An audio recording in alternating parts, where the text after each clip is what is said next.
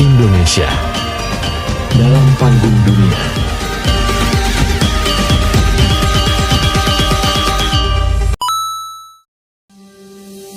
Indonesia dalam panggung dunia. A. Landasan ideal dan konstitusional politik luar negeri bebas aktif. Politik luar negeri suatu negara lahir ketika negara itu sudah dinyatakan sebagai suatu negara yang berdaulat.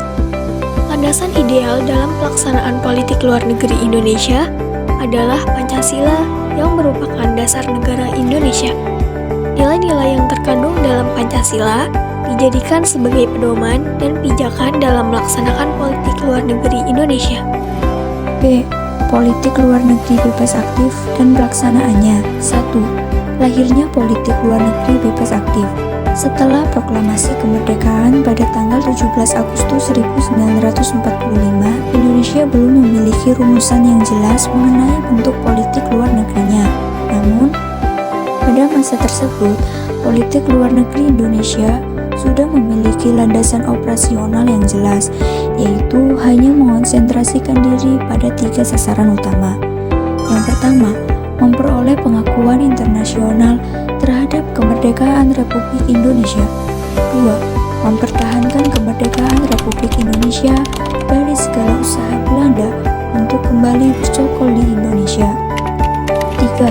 Mengusahakan serangkaian diplomasi untuk penyelesaian sengketa Indonesia-Belanda melalui negosiasi dan akomodasi kepentingan dengan menggunakan bantuan negara ketiga dalam bentuk good offices ataupun mediasi dan juga menggunakan jalur Perserikatan Bangsa-Bangsa atau PBB. 2. Politik luar negeri Indonesia masa demokrasi parlementer 1950-1959.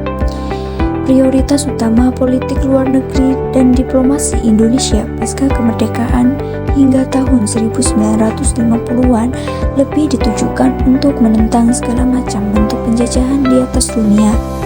Hal ini juga termasuk untuk memperoleh pengakuan internasional atas proses dekolonisasi yang belum selesai di Indonesia dan menciptakan perdamaian dan ketertiban dunia melalui politik bebas aktifnya.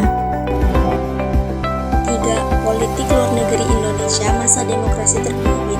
Pada masa demokrasi terpimpin tahun 1959 sampai 1965, politik luar negeri Indonesia bersifat high profile yang diwarnai sikap anti-imperialisme dan kolonialisme yang tegas dan cenderung bersifat konfrontatif. Pada era itu, kepentingan nasional Indonesia adalah pengakuan kedaulatan politik dan pembentukan identitas bangsa. National Character Building. 4. Politik luar negeri Indonesia pada masa Orde Baru. Pada masa awal Orde Baru terjadi perubahan pada pola hubungan luar negeri Indonesia dalam segala bidang. Pada masa pemerintahan Soeharto, Indonesia lebih memfokuskan pada pembangunan sektor ekonomi. Pembangunan ekonomi tidak dapat dilaksanakan secara baik tanpa adanya stabilitas politik keamanan dalam negeri maupun di tingkat regional. 5. Politik luar negeri Indonesia era reformasi. Orientasi politik luar negeri Indonesia diawali reformasi masih sangat dipengaruhi oleh kondisi domestik akibat krisis multidimensi dan transisi pemerintahan. Perhatian utama politik luar negeri Indonesia diarahkan pada upaya pemulihan kembali kepercayaan dunia internasional terhadap Indonesia serta memulihkan perekonomian nasional. Politik luar negeri Indonesia saat itu lebih banyak dipengaruhi oleh perkembangan politik domestik daripada politik internasional. C. Peran Indonesia dalam upaya menciptakan perdamaian dunia. 1. Pelaksanaan Konferensi Asia Afrika (KAA) 1955, berakhirnya Perang Dunia II pada Agustus 1945 tidak berarti berakhir pula situasi permusuhan di antara bangsa-bangsa di dunia dan tercipta perdamaian dan keamanan. Ternyata di beberapa bagian dunia, terutama di belahan bumi Asia dan Afrika, masih ada masalah dan muncul masalah baru. Hal ini mengakibatkan permusuhan yang terus berlangsung, bahkan pada tingkat perang terbuka, seperti di wilayah Korea, Indochina, Palestina, Afrika Selatan, dan Afrika Utara. 2. Gerakan non-blok GNB atau Non-Aligned Movement NAM.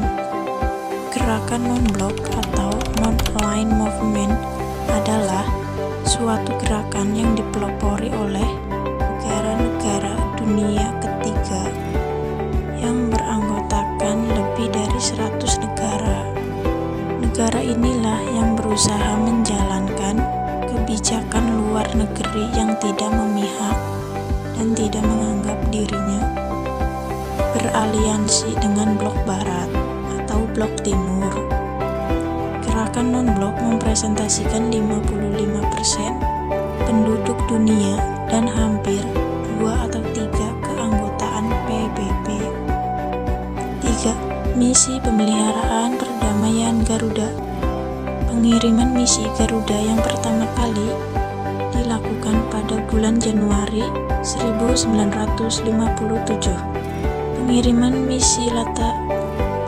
misi Garuda dilatar belakangi adanya konflik di Timur Tengah terkait masalah nasionalisasi terusan Suez yang dilakukan oleh Presiden Mesir Gamal Abdul Nasser pada 26 Juli 1956. 4. ASEAN. Pada tanggal 5-8 Agustus di Bangkok dilangsungkan pertemuan antar Menteri Luar Negeri dari 5 negara, yakni Adam Malik, Tuan Abdul Razak, Sinat Hamdi Rajaratnam, Narcisco Ramos, dan Tuan Rumah Tanatoh Roman.